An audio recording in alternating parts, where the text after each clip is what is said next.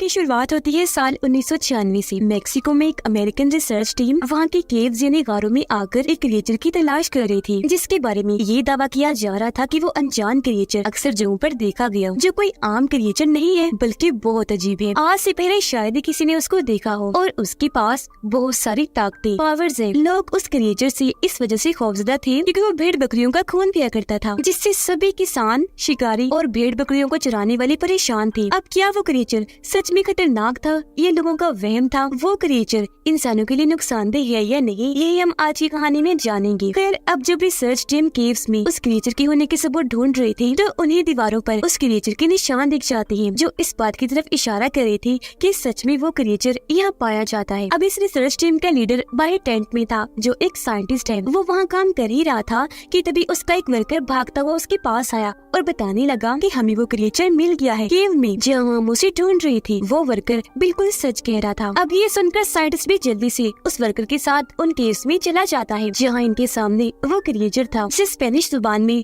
चुपाकाब्रा कहा जाता है। वो साइज में काफी छोटा सा लग रहा था क्योंकि वो एक चुपाकाब्रा का बच्चा था। अब साइंटिस्ट धीरे धीरे डरते हुए उसके करीब जाने लगा। उसे यकीन नहीं आ रहा था कि मेरे इतने सालों की मेहनत रंग ले आई, आखिर ये क्रिएचर मिल ही गया। अब वो इसे मारना नहीं चाहता था, बल्कि इसे ढूंढना उसका मकसद था, जो वो अपने सीनियर्स और गवर्नमेंट के लिए कर रहा था, क्योंकि इस खोज में उन्होंने बहुत पैसा लगाया था और अब टाइम आ चुका था उन सबको हकीकत से रूबरू करवाने का, इस क्रिएचर को सबके सामने लाने का और बताने का कि इसके बारे में अफवाहें नहीं थी बल्कि सच में है। इस क्रिएचर के पीछे पड़ने का मकसद ये था क्योंकि सबको लगता था कि इसके पास जो पावर्स हैं, उससे किसी भी बीमारी को ठीक किया जा सकता है और किसी भी चोट और घाव को बआसानी भरा जा सकता है। इसके अंदर इतनी पावर्स हैं कि हम इसकी मदद से बहुत सी दवाइयाँ भी बना सकते हैं, क्योंकि ये काफी पुराने वक्त का क्रिएचर था। साइंटिस्ट उसे करीब जाकर हाथ लगाने की कोशिश करता है, पर क्योंकि वो छोटा सा बच्चा था तो उसे डर रहा था कि कहीं ये मुझे कोई नुकसान न पहुंचा दे। अब बगैर टाइम जाया किए ये चुपाकाब्रा के बच्चे को पिंजरे में बंद करने का फैसला करती है, लेकिन तभी केव में छुपी उसकी माँ इनके सामने आ जाती है। जब उसने देखा कि ये मेरे बच्चे को ले जाने वाले है, वो गुस्से से इन पर धाड़ने लगी और फिर अचानक हमला कर देती है। वो साइज में काफी बड़ी थी, इसीलिए जोर से मारकर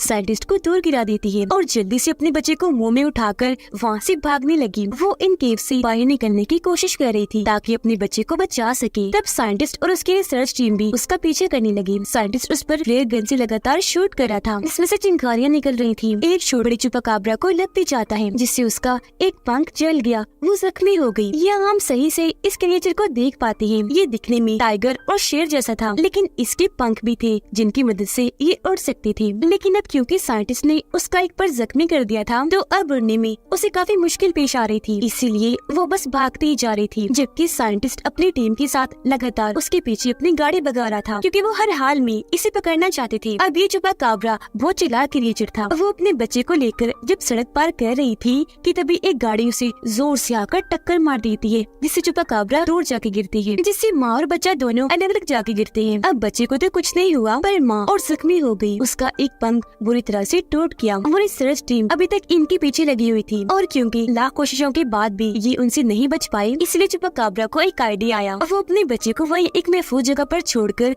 दूसरी जगह पर चली जाती है और वहाँ रिसर्च टीम की गाड़ियों के सामने आकर जोर से चिल्लाने लगी, उनका ध्यान अपनी तरफ करने के लिए। और जैसे सबका ध्यान उसकी तरफ हुआ, वो भागकर उन्हें दूसरी जगह पर ले गई ताकि ये लोग उसके बच्चे से दूर हो जाएं, जो उसके बच्चे को नुकसान पहुंचा सकते हैं। अब साइंटिस्ट इस कामयाबी से खुश हो रहा था, पर अभी उसने ये चीज साबित नहीं की थी, जिससे साफ जाहिर है कि कोई भी उसकी बातों का ऐसे यकीन करने वाला नहीं था। उसके लिए इसे वो क्रिएचर चाहिए था, लेकिन उसे वहाँ कुछ नाखून और पर मिल जाती है, जिन्हें वो अपने पास रख लेता है।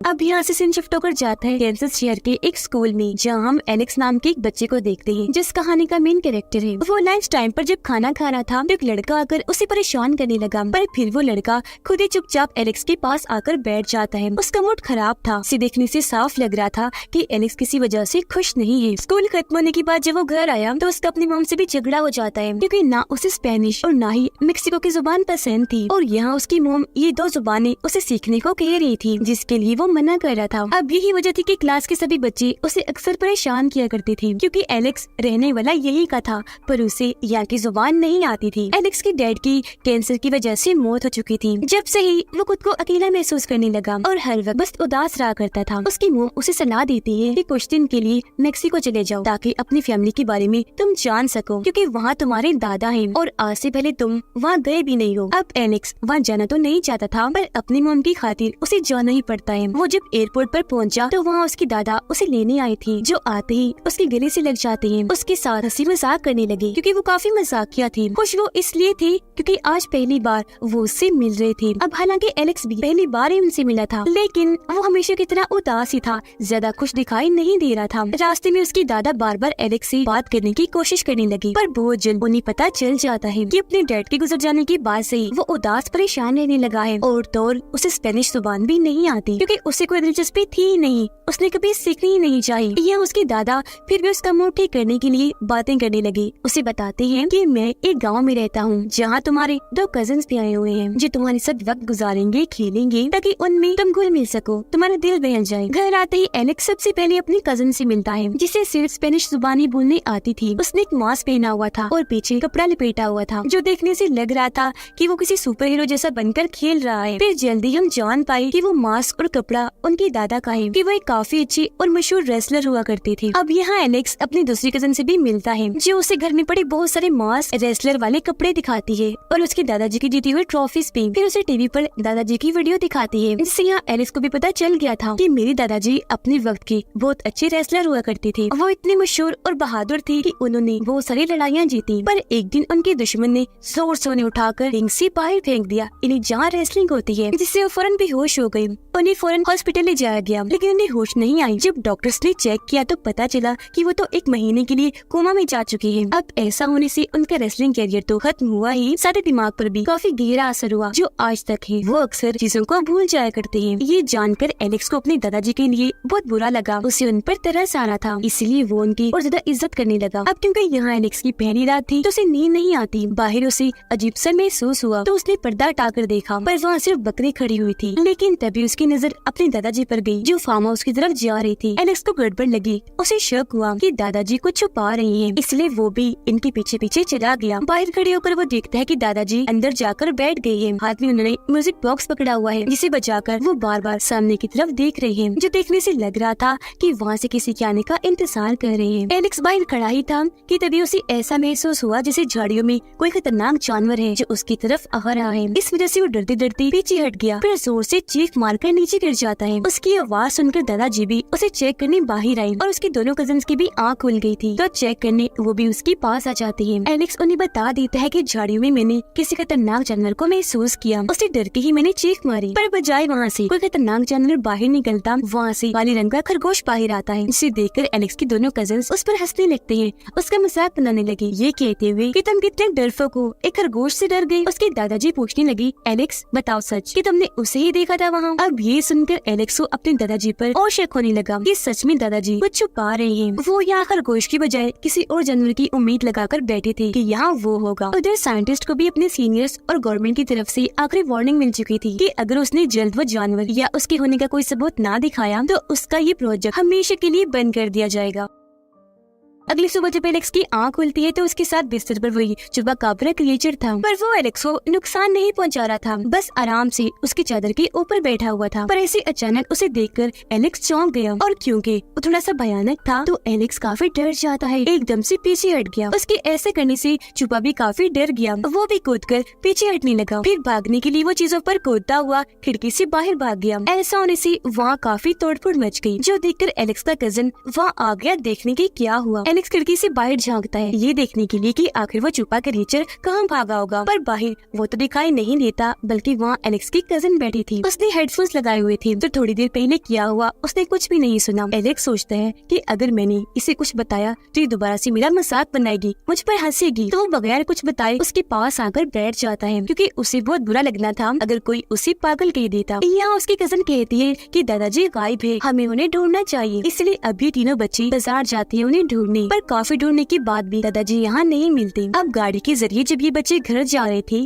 तो इन्हीं रास्ते में अपने दादाजी मिल जाते हैं, जिनके हाथ में बकरी थी। ये जल्दी से उतरकर फौरन उनके पास गई, पर पूछने पर उन्हें तो कुछ भी याद नहीं था कि मैं यहाँ क्यों आया, और इस चक्कर में वो घर का रास्ता भी भूल गई थी, क्योंकि जैसा कि मैंने आपको बताया वो चीजों को भूल जाते थे, पर फिर उन्हें याद आने लगता है कि घर जाना जरूरी है। इसलिए अभी बच्चे उन्हें गाड़ी में बिठाकर घर ले जाने लगे, जहाँ रास्ते में वो रिसर्च टीम छुपा क्रिएचर की तलाश में लगी थी। अभी दादाजी को तो पता था कि ये टीम यहाँ क्या कर रही है, पर बच्चे इस बात से अनजान थे। घर आने के बाद एलेक्स अपने कजन को कहता है कि मुझे दादाजी पर शक है, वो हमसे कुछ छुपा रहे हैं, और जहाँ तक मेरा मानना है वो हमसे पुराने वक्त के क्रिएचर चुपाकाब्रा को छुपा रहे हैं। पर उसके कजन को इस बात पर यकीन नहीं आता। हालांकि एलेक्स उसे म्यूजिक बॉक्स भी दिखाता है और रात के वक्त दादाजी के फार्म हाउस में जाने वाली बात भी बताता है, लेकिन फिर भी वो यकीन नहीं करती। अब रात को एलेक्स म्यूजिक बॉक्स लेकर फार्म हाउस में जाता है और म्यूजिक भी बजाने लगता है। म्यूजिक की आवाज सुनकर चुपा बाहर आया। उसे देखकर एलेक्स म्यूजिक बॉक्स उसके सामने गिरा देता है। वो डरा हुआ था, पर जल्द उसे एहसास हो गया कि ये चुपा मुझे कोई नुकसान नहीं पहुंचाएगा। दोनों एक दूसरे के पास आए और ऐसी इनकी दोस्ती हो गई। यहाँ एलेक्स उसे खाने के लिए कच्चा गोश्त देता है, पर ये क्रिएचर बहुत चालाक था, वो भी एलेक्स को खाने के लिए देता है मरा हुआ चूहा, वो भी बॉक्स में बंद करके। पर जाहिर है एलेक्स उसे खाने वाला कहाँ था। उसने जैसे ही बॉक्स को खोला उसका दिल खराब हो गया। वो चुपा को कहता है ये तो मैं नहीं खा सकता, बहुत गंदा होता है, छी। खैर अब देखते ही देखते मौसम खराब होने लगा, और क्योंकि ये चुपा बच्चा था इसलिए बिजली की आवाज से डर रहा होता है। तब एलेक्स बिल्कुल एक दोस्त की तरह उसे सहारा देता है, अपने साथ लेकर बैठ गया। अगली सुबह उन दोनों बच्चों यानी एलेक्स के कजिन्स को भी चुपा क्रिएचर के बारे में पता चल चुका था। जहाँ पहले तो वो इससे काफी डर रही थी, क्योंकि जाहिर है वो अजीब था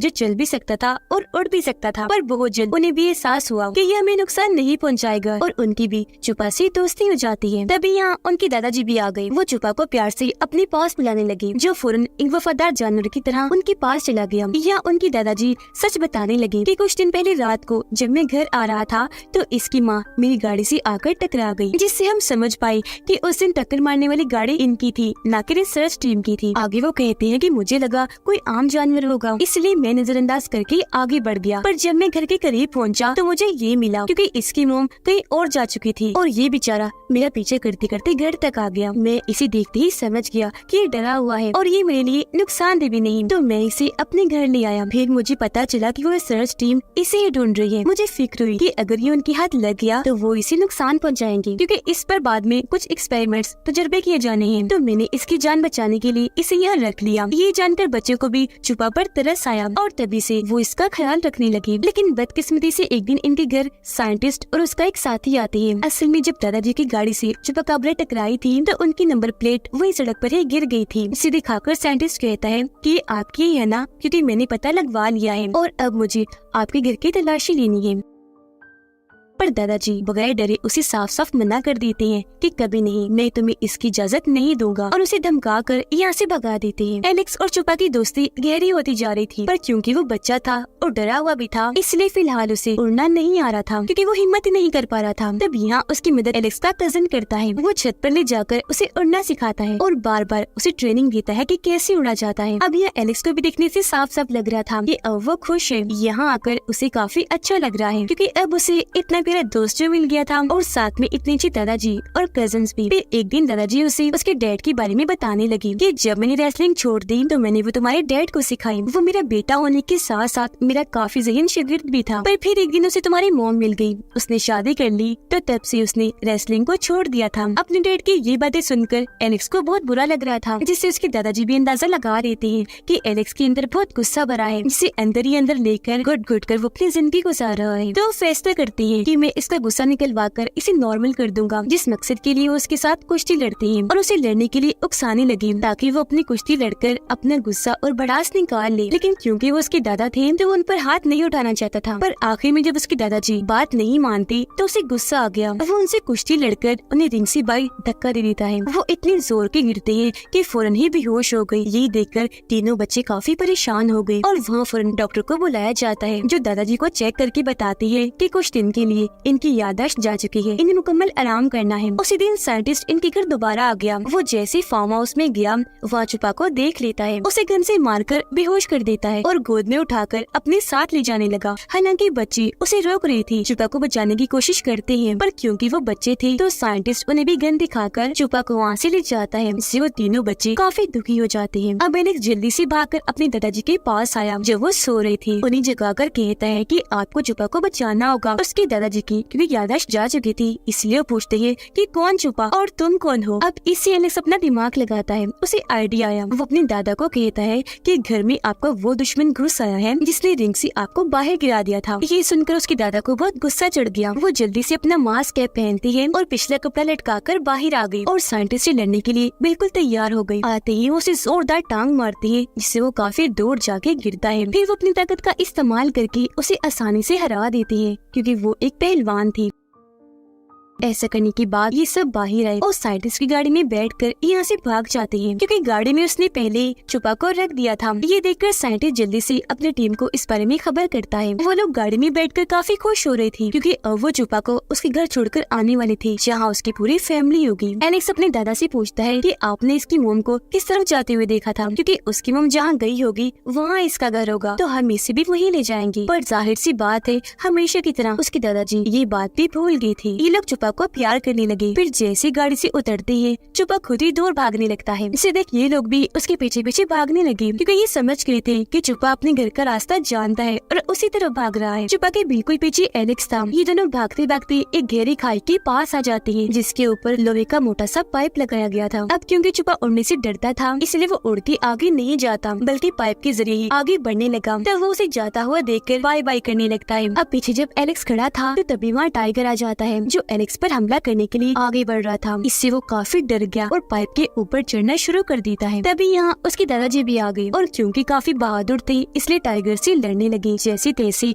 उसे वहाँ से भगा देते हैं। लेकिन जब एलेक्स वापस आने लगा तो पाइप टूट जाता है, इससे वो नीचे गिरने ही वाला था कि छोटी पाइप को पकड़ लेता है। अपने दोस्त को मुसीबत में देखकर छुपा वापस आया, एलेक्स को बचाने के लिए पाइप पर चढ़ने लगा, लेकिन वो पाइप भी टूट जाता है। पर खुशकिस्मती से छुपा ने अब उड़ना सीख लिया था, इसलिए अपने दोस्त की मदद वो ऐसे करता है कि एलेक्स उसकी दुम पकड़ लेता है। तब छुपा उसे उड़ाकर बाहर ले आता है और ऐसे एलेक्स की जान बचा लेता है। वो लोग एक दूसरे से मिलकर बहुत खुश हो जाते हैं। हंसी खुशी एक साथ खड़े ही थे कि तब यहाँ साइंटिस्ट आ जाता है। वो छुपा को तीर मारकर उसे बेहोश कर देता है और बाकी सबको धमकाता है कि छोड़ो उसे, पीछे हट जाओ। इस बार दादाजी और बच्चे मजबूर थे, इसलिए ना चाहते हुए भी पीछे हट ही जाते हैं। साइंटिस्ट उन्हें तीर दिखाकर बेहोश छुपा को उठाता है और अपनी गाड़ी में लाकर रख देता है। अब जैसे वहाँ से जाने लगा, छोटे छुपा को बचाने के लिए वहाँ पूरी छुपा फैमिली आ जाती है, जो सारे ही उसकी गाड़ी पर एक साथ हमला कर देते हैं। गुस्से से उस पर धाड़ने लगे। ना गुस्सा आया कि अपने नाखूनों और पंजों से वो उसकी गाड़ी को तबाह करने लगे। ये देखकर दादाजी और बच्चे काफी खुश हो जाते हैं कि अब छुपा बच्चे की जान बच जाएगी। पर साइंटिस्ट चालाक था, वो छोटे छुपा को गोद में लेकर बाहर आ गया और बड़े छुपा कापस को हथियार दिखाकर डराने लगा। छोटे छुपा को होश आ गई थी। पीछे से दादाजी आकर साइंटिस्ट को पकड़ लेते हैं, उसकी बाजू को मोड़कर छुपा को छुड़वा लेते हैं। आखिर में फिर रेसलिंग की एक ट्रिक से वो उसे उठाकर जमीन पर पटक देते हैं, जिससे साइंटिस्ट वहीं ढेर हो जाता है। छोटा छुपा अपनी फैमिली के पास आकर बहुत खुश हो जाता है। अब एलेक्स और छुपा बहुत अच्छे दोस्त थे, तो एक दूसरे को प्यार से आखिरी अलविदा कहते हैं, जिसके बाद अपने अपने घर जाने के लिए वहाँ से निकल जाते हैं। अब एलेक्स अपने कजिन्स के साथ काफी खुश था और अब कुछ दिन के बाद उसने अपने घर जाना था। उसने यहाँ बहुत अच्छा वक्त गुजारा। जहाँ पहले वो उदास रहा करता था, अपनी फैमिली को पसंद नहीं करता था, लेकिन अब फैमिली को जानने के बाद, उनके साथ इतना अच्छा वक्त गुजारने के बाद वो उन्हें बहुत याद करेगा। उसके दादाजी भी खुश थे, क्योंकि वो जैसे एलेक्स को सिखाना चाहते थे वो सीख गया। यहाँ दोनों एक दूसरे को अलविदा कहते हैं, गले से मिलते हैं, जिसके बाद एलेक्स लेन में आकर बैठ जाता है और हंसी खुशी अपने घर वापस लौट आया था। पर जब एलेक्स ने बाहर देखा तो वहाँ छुपा हवा में उड़ रहा था, काफी खुश था, उसे उड़ने में बहुत मजा आ रहा था। उसे देखकर एलेक्स हैरान तो था, साथ में खुश भी, क्योंकि अब वो हमेशा आजाद जिंदगी गुजारेगा। यहाँ छुपा ने अपनी दोस्ती का हक अदा किया। वो एलेक्स को अपनी झलक दिखाने आया था, जिससे दोनों दोस्ती बहुत खुश थे, क्योंकि दोस्ती चाहे जानवर की हो या इंसान की, अगर कोई निभाने वाला हो तो आप उसके साथ हमेशा खुशी महसूस करते हैं। इसी के साथ इस मूवी की कहानी यहीं पर खत्म हो जाती है।